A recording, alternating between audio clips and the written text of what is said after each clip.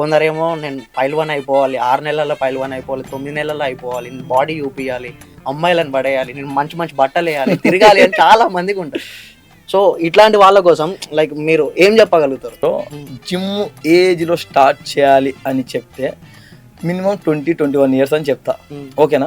And ఇప్పుడు చిన్న పిల్లలు ఉంటారు, 9 ఇయర్స్ 10 ఇయర్స్ వాళ్ళు ఉంటారు. ఇప్పుడు 10 ఇయర్స్ 11 ఇయర్స్ 12 ఇయర్స్ అలా ఉంటారు. ఇప్పుడు 10th క్లాస్ అయిపోగానే కొందరు బాడీ కొడదామని, ఇంటర్ అయిపోయిన పోరలు బైసప్ గీసప్ పెంచాలి కొంచెం. ఇప్పుడు ఉంటారుగా అబ్బాయిలకి సోకులు, అమ్మాయిలు గిమ్మాయిలు అని ఫ్యాషన్ అయిపోయింది.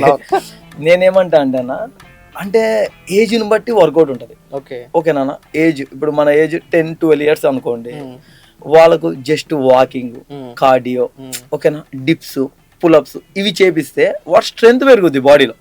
ఒక 10-12 ఇయర్స్ అబ్బాయికి మనం చేపించే విధానం బట్టి ఉంటుంది. అంత చిన్న ఏజ్ లో మనం వెయిట్ చేపించడం వల్ల వాడికి హైట్ పెరగదు, అండ్ కొంచెం ఏంటంటే మొరటుగా అయిపోతాడు, ఓకేనా?